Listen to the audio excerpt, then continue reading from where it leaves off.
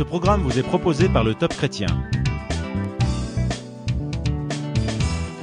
Retrouvez-nous sur topchrétien.com, le portail chrétien de la francophonie. Dieu est grand. Salomon l'a bien compris, parce que il dit dans sa prière que les cieux des cieux ne peuvent pas les contenir. Dieu est digne de confiance. Il est digne de confiance.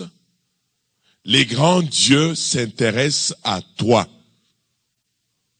Ces dieux s'intéressent à des petits détails de ta vie.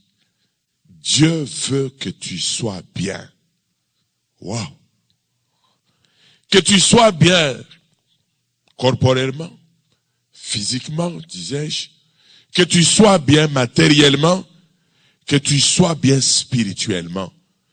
Il n'y a personne qui veut mieux ton bien que l'Éternel des armées.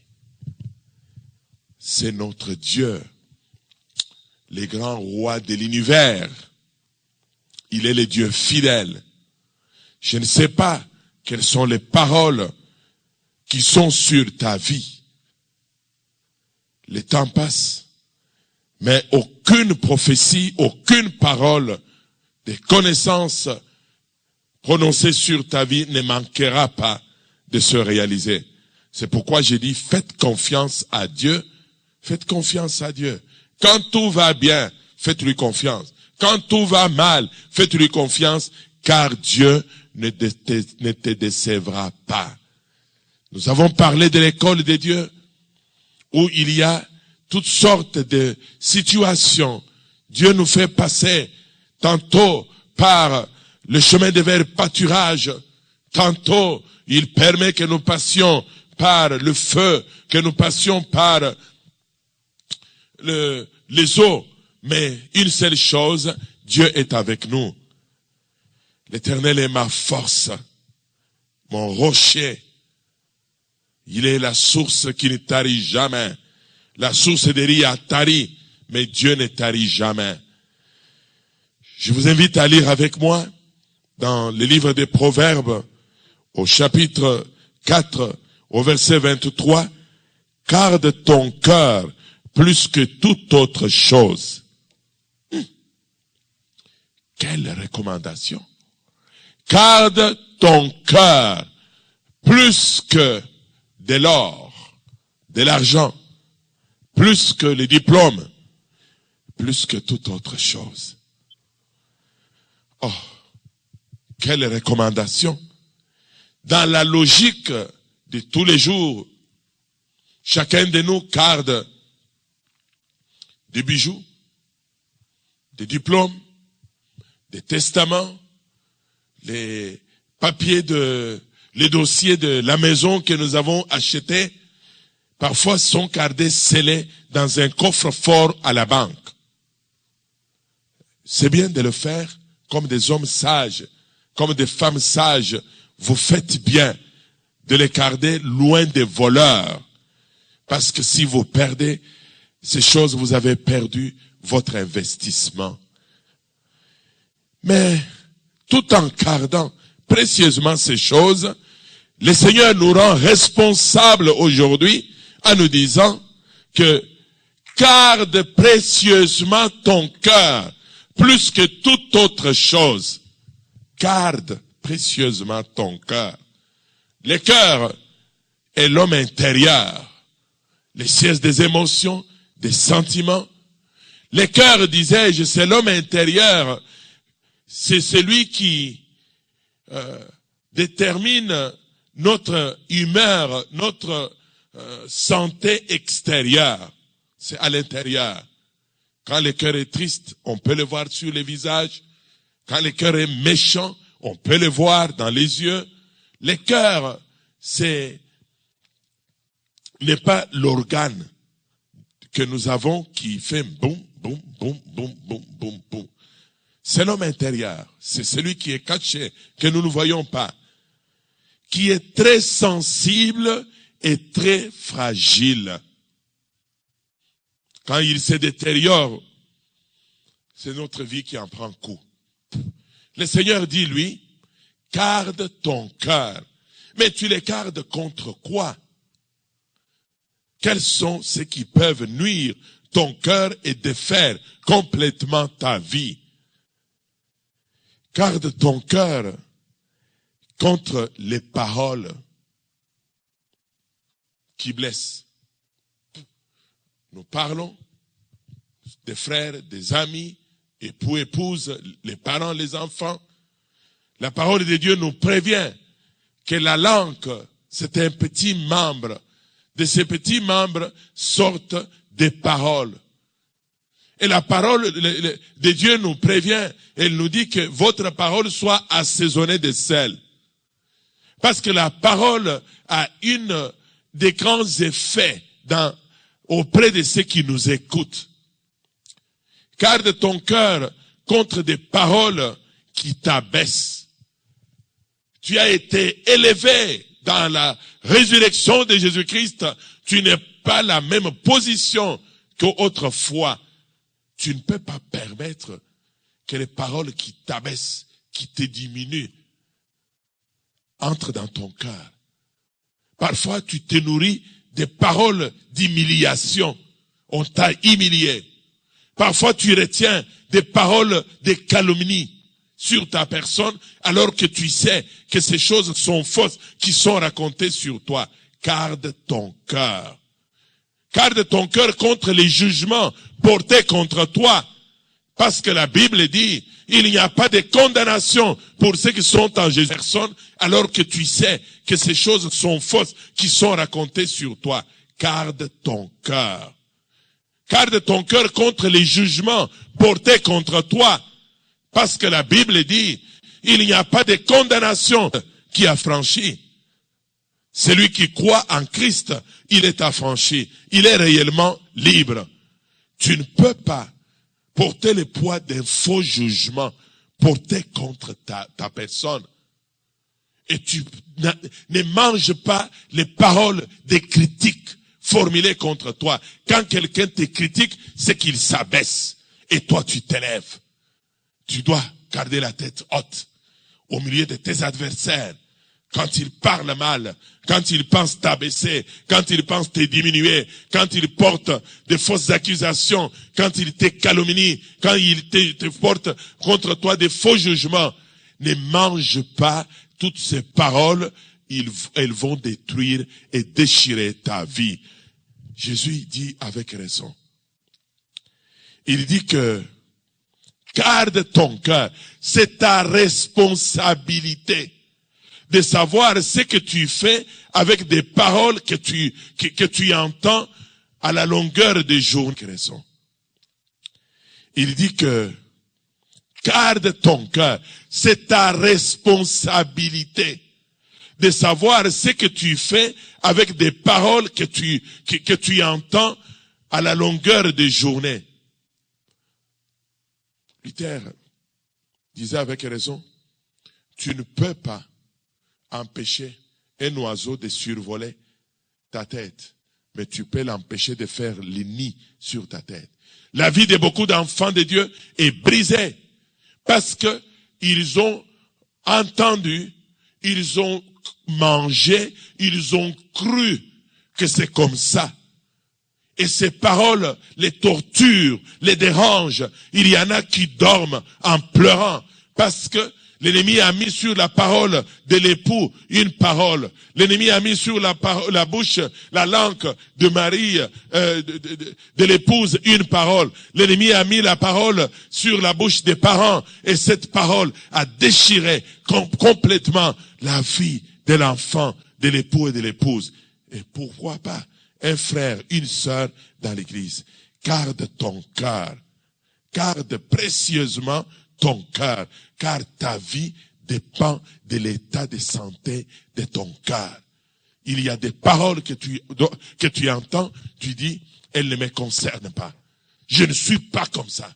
Je ne suis pas si petit que ça. Je ne suis pas si déformé que ça. Mon Dieu m'a créé une créature merveilleuse. Mon Dieu m'a affranchi dans les sacrifices de la croix de Golgotha. Mon Dieu m'a établi prince et princesse du royaume des cieux. Je ne peux pas prendre ces paroles. Dieu cherche des hommes et des femmes pareils, qui ont un front d'airain.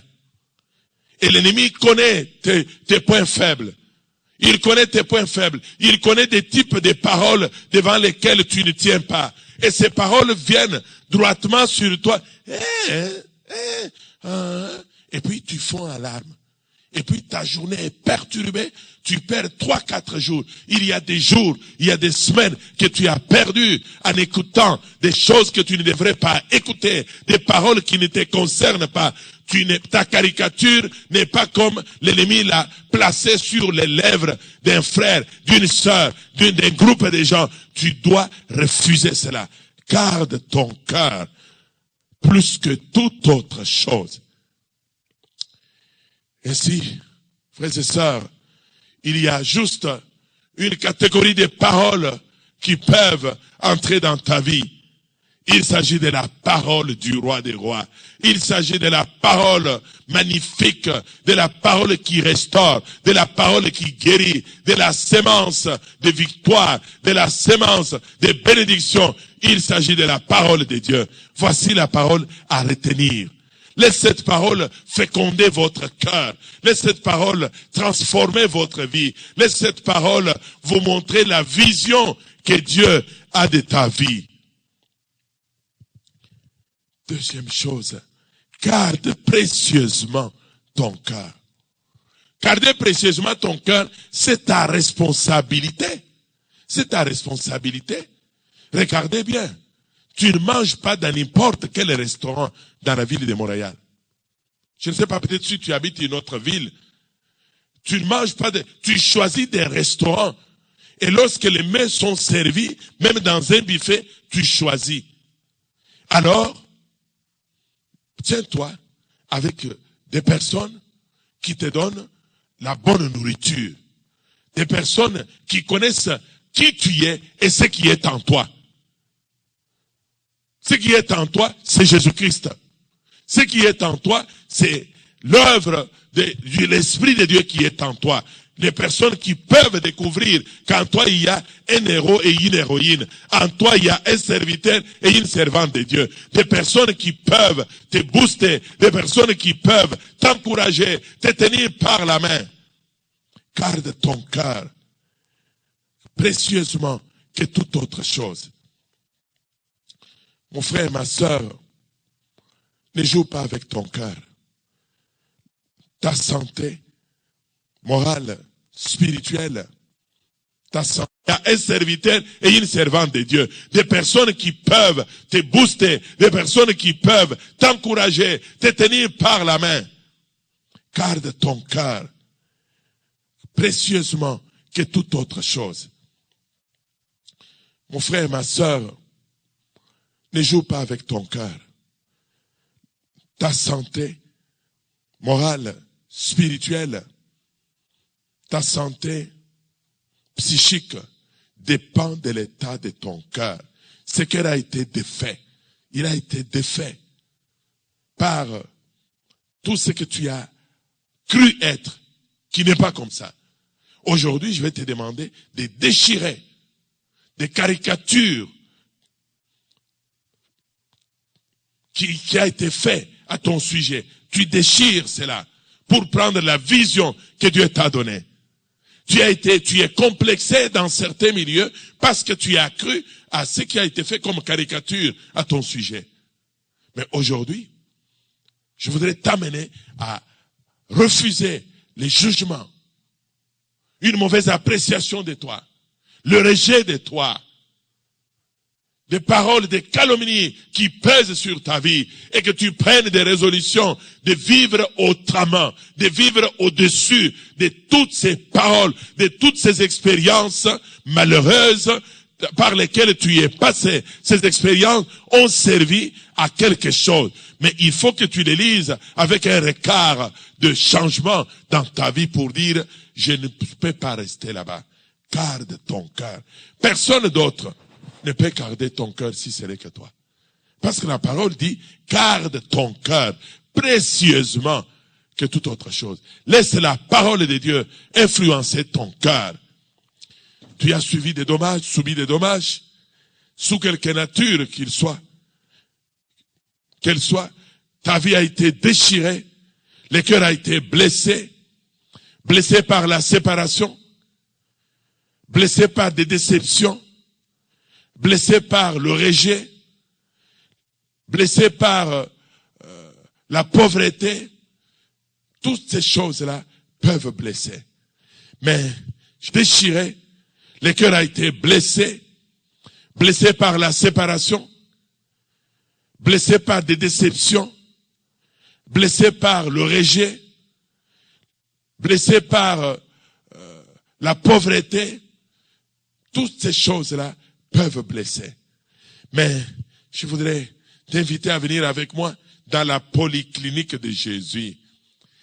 Jésus a eu une polyclinique de guérison de cœur. Il n'y a que Jésus qui peut réparer les torts qui ont été causés à ton cœur, qui t'ont perturbé. Jésus peut les guérir. Jésus peut les guérir. Parce qu'il commence le ministère en disant l'Esprit du Seigneur est sur moi, il m'a oint pour guérir ceux qui ont les cœurs brisés. Donc Jésus guérit les cœurs. Jésus est le seul médecin qui peut guérir les cœurs. Veux-tu lui faire confiance? Je vais terminer avec des recommandations. La première, c'est toi qui dois garder les cœurs. Ne mange pas n'importe quelle parole, même si elle vient de n'importe qui. Il n'y a que la parole de Dieu que tu dois manger. Sois un bagarreur qui refuse certaines choses. Forme des biceps pour dire, je ne suis pas comme ça, ce n'est pas comme ça que cela s'est passé. Deuxième démarche, c'est prier. Avec tous ceux qui ont mangé dans des assiettes qu'ils ne devraient pas manger.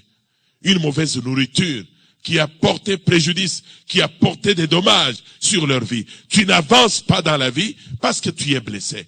Tu n'avances pas dans la vie parce que tu portes un fardeau de jugement. Tu n'avances pas dans ta vie parce que tu as entendu des paroles qui t'ont montré simplement les chemins d'échec, les chemins des difficultés, mais tu ne peux pas vivre à partir des paroles des autres, dans des expériences des autres. Tu es unique, tu es original pour vivre des expériences originales. Personne ne peut vivre la vie à ta place, mais c'est toi seul qui se bat pour voir un changement et un renouveau sur ta vie. Je vais prier avec des frères en ce jour. Prier avec des sœurs qui ont subi des dommages à leur vie, dans leur enfance, dans leur mariage, dans leur cercle d'amis, dans les milieux même de l'église, où leur cœur a été affecté parce qu'ils ont ouvert des portes. Nous voulons demander la guérison et maintenant que vous l'avez compris, fermez des portes à tout ce qui peut endommager votre cœur et veillez sur votre cœur. Voulez-vous juste lever votre main? Je vais prier avec vous. Notre Dieu, notre Père, nous voulons amener au-devant de toi en ce jour mon frère, ma sœur, qui réalise il avait ouvert la porte et son cœur a subi des dommages. J'écris vers toi maintenant pour demander la guérison du cœur. Demander la guérison du cœur selon que Jésus-Christ a dit qu'il guérit les cœurs. Ok. Non. Entouré des frères qui pleurent, entouré des sœurs qui sentent mal, qui vivent des souvenirs de tout ce qui a endommagé leur cœur. Refusez tout cela, refusez tout cela. Il y a une œuvre de l'Esprit qui se fait dans votre vie. Il y a une œuvre de l'Esprit. Laissez l'Esprit vous visiter maintenant. J'enlève tous les souvenirs du passé dans leur vie. Et je demande un miracle de restauration, de guérison dans le nom de Jésus-Christ. Quelqu'un dit avec moi, Amen. Donnez une main d'acclamation pour dire merci à Jésus. Merci. Amen. Ce programme vous a été proposé par le Top Chrétien. Retrouvez-nous sur topchrétien.com, le portail chrétien de la francophonie.